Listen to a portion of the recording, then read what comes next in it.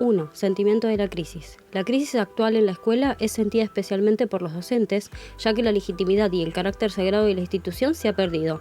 La escuela es percibida hoy como un servicio cuya utilidad se cuestiona y se mide mediante estudios.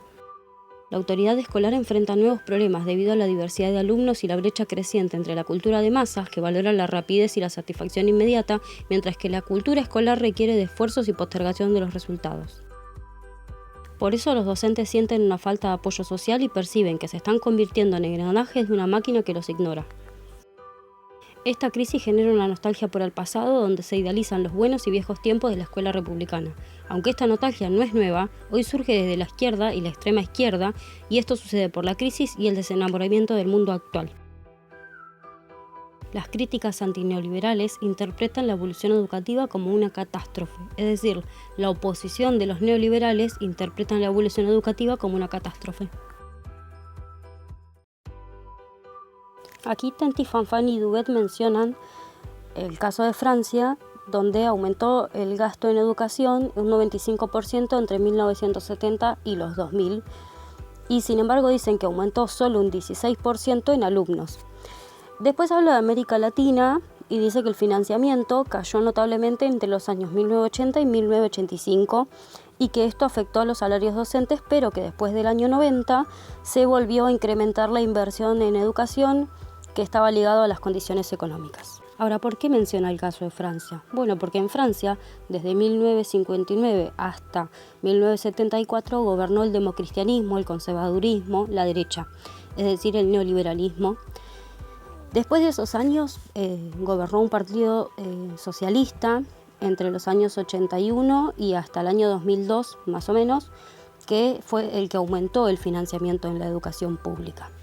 Tenemos que entender que siempre el neoliberalismo baja el financiamiento en cuestiones públicas como son la educación o la salud, porque cree que es ley de oferta y demanda, ¿sí? En la misma demanda va a reorganizar y va a hacer que todo funcione más o menos en armonía. Hay varios proyectos de este tipo que han demostrado su fracaso una vez tras otra, sin embargo, bueno, todavía se sigue intentando a veces. Después los autores mencionan países de América Latina y dicen que el financiamiento cayó notablemente entre los años 1980 y 1985, que impactó esto directamente en los salarios docentes.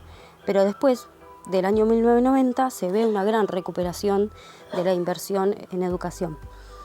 Para que nos pongamos en contexto, en 1990 en América Latina llega lo que los analistas políticos llamaron después la marea rosa, que es la resurrección de la izquierda en América Latina. Antes de la marea rosa, América Latina estaba sumida en golpes de Estado que estaban patrocinados por Estados Unidos en base a sus intereses geopolíticos y que estuvieron después seguidos por dictaduras de derecha. Hasta los principios de los 90 empiezan a declinar estos golpes de Estado y estas dictaduras debido a la presión internacional. Un ejemplo de dictadura podemos decir Pinochet en Chile, que estuvo hasta el año 88. En el caso de Argentina, por ejemplo, estuvo Videla en la dictadura cívico-militar del 76 al 81 y después estuvo Viola del 81 al 83. Después, bueno, se derroca esta dictadura cívico-militar y ya volvemos a tener democracia. Hoy en Argentina podemos identificar el neoliberalismo con Milei, por ejemplo. Milei, cuando estaba en campaña, hablaba de crear los vouchers educativos, por ejemplo. Vamos a hablar puntualmente de educación, que es de lo que a nosotros nos interesa. Estos vouchers educativos lo que dicen es, bueno, saco el financiamiento de las escuelas, dejo de pagar yo los salarios docentes y lo que hago es que cada escuela trate de enamorar y convencer a los alumnos de venir acá a gastar su plata. O sea, el Estado lo que pretende es dejar de financiar las escuelas y los salarios docentes y darle el dinero a los alumnos para que los alumnos elijan a dónde ir a estudiar y gastar su propio dinero. Suecia es un país donde se puede llevar a cabo porque primero tuvo una gran financiación sobre la educación en cuanto a salarios docentes, derechos laborales, cuestiones edilicias, o sea, tuvo un gran financiamiento y estaban en la época dorada de la educación cuando eso se empezó a aplicar. Entonces el sistema, funcionó y tuvo éxito luego, pero porque ya estaban muy bien sentadas las bases. Actualmente en Argentina no tenemos las bases bien sentadas como para que esto se pueda llevar a cabo. Por eso se dice que el neoliberalismo plantea la educación como un servicio, como una cuestión de oferta y demanda, que resuelvan, o sea, que en base a la demanda se resuelva. El sistema tiene que poder responder ante la demanda de los usuarios, de los alumnos, pero en realidad es un modelo que podría estar bueno, pero que se tiene que trabajar en muchas otras cuestiones antes de poder implementarlo. Es casi idílico pensar que se puede llevar a cabo, o al menos hoy en Argentina. Quizás si hubiéramos hablado de otra época en Argentina, como fue la época dorada de la educación, que hay 3 momentos. Uno de estos momentos es a fines del siglo XX con la Ley de Educación 1420, en el año 84, que se hace la educación pública gratuita, obligatoria y laica, y se masifica la escuela, o sea, que decir que se crean muchas escuelas. La segunda época dorada de la escuela argentina podríamos decir que fue la Ley Laínez en 1905, con la creación de las escuelas primarias nacionales. Y por último, entre 1940 y 1950, estaba el peronismo, es cuando se crean las escuelas técnicas para que los hijos de los obreros se puedan especializar. Lo que pretende es la industrialización de la escuela secundaria. Recién sobre los años 1960, más o menos 1960 y pico, es cuando se hace la masificación de las escuelas secundarias, y ahí es la época de oro de las universidades. Las épocas anteriores son las épocas de oro, pero del nivel primario y secundario. ¿Por qué fue la época de oro de la Argentina en cuanto a educación? Bueno, porque Argentina llegó antes a la masificación escolar, a hacer una escuela pública, a hacer una escuela gratuita. En comparación con otros países de Latinoamérica, Argentina iba ganando la carrera, digamos. En Francia, muchos docentes creen que las dificultades de la escuela se deben a un complot o proyecto ultraliberal. Esta creencia surge de la idea de que la educación está inmersa en el proceso de globalización. Proceso en el cual se compara la escuela con la industria, y el hecho de que algunos organismos internacionales demanden la liberación de la oferta escolar es una prueba de ello. Estas creencias reconfortan a aquellos que añoran instituciones tradicionales, viendo a la escuela como un santuario que es víctima de su entorno y con sus virtudes intactas. Este enfoque, es decir, el antineoliberalista, tiene un problema, y es que siempre atribuye a factores externos, y la crítica al ultraliberalismo nunca se acompaña con una crítica interna de la escuela, se la defiende tal cual es. La globalización liberal evidentemente afecta a la escuela, aunque no es totalmente responsable del desempleo, la pobreza o la cultura mediática, y no en todos los países con modelos liberales fracasa la educación, aunque donde está presente el liberalismo tampoco se garantiza el éxito. Por eso los autores dicen que atribuir exclusivamente a las políticas ultraliberales las mutaciones de la escuela es simplista, porque la crisis actual podría reflejar una crisis profesional y simbólica mucho más profunda. 2. Un cambio endógeno. El declive de lo sagrado, que solía fundamentar la legitimidad institucional, no es un fenómeno nuevo solo por el neoliberalismo contemporáneo.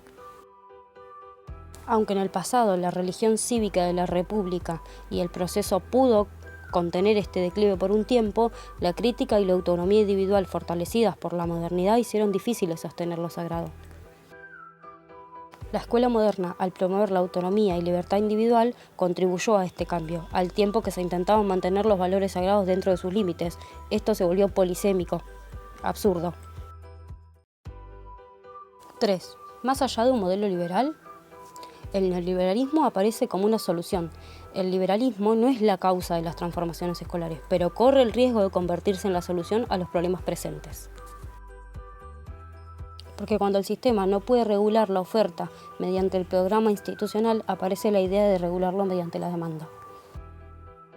Entonces las estrategias de selección de los usuarios también se aplican al sistema público, lo que genera injusticia y desigualdad, y que se agrava en realidad porque la mejor educación se termina reservando para el sistema privado, a los que pueden acceder solo los más favorecidos.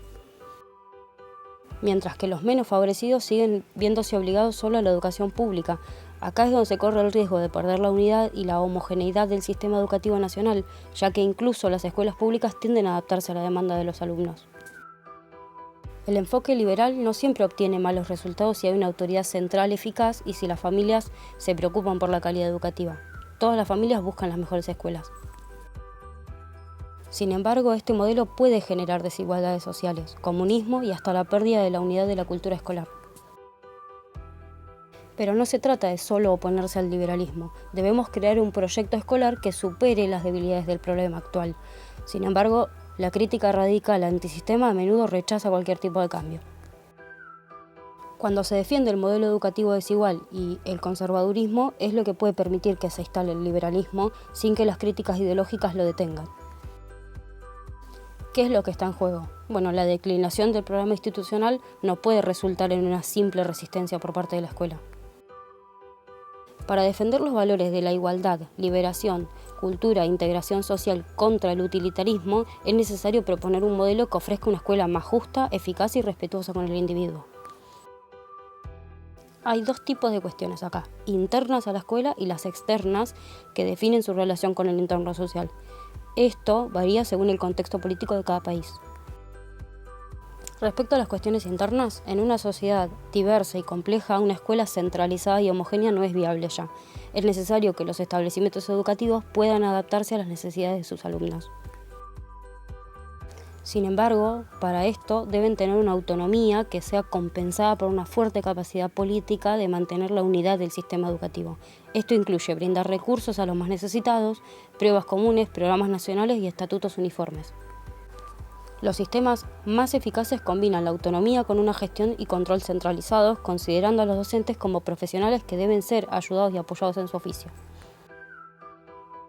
Respecto a las cuestiones externas, ¿a quién le pertenece una escuela que ya no posee legitimidad sagrada y que debe ser democrática? No puede pertenecer a grupos privados porque pertenece a la nación y a los representantes democráticamente elegidos.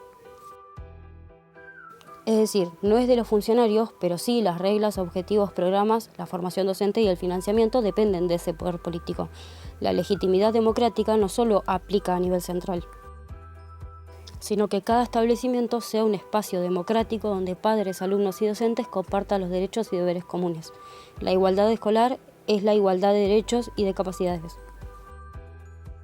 El gran modelo de justicia escolar es el de la igualdad de oportunidades, que supone que la oferta escolar sea relativamente homogénea a fin de que la escuela trate igual a todos. En este sentido se garantiza la gratuidad escolar para los más desfavorecidos, pero esto sigue produciendo desigualdad. En una escuela de masas, es decir, para muchos, esas desigualdades se refuerzan porque obliga a los alumnos a esforzarse por obtener los diplomas. Este modelo meritocrático aumenta la violencia, lo que indica que puede ser vivido como un sistema cruel. Porque el fracaso desencadena humillación personal y social. Una escuela justa en realidad debería tratar bien a quienes no tienen éxito también. Así fortalecería la justicia social, atenuando los efectos de las calificaciones escolares sobre las calificaciones sociales. La función de la escuela no puede limitarse a la instrucción, también debería de considerar un proyecto de formación moral de construcción de individuos.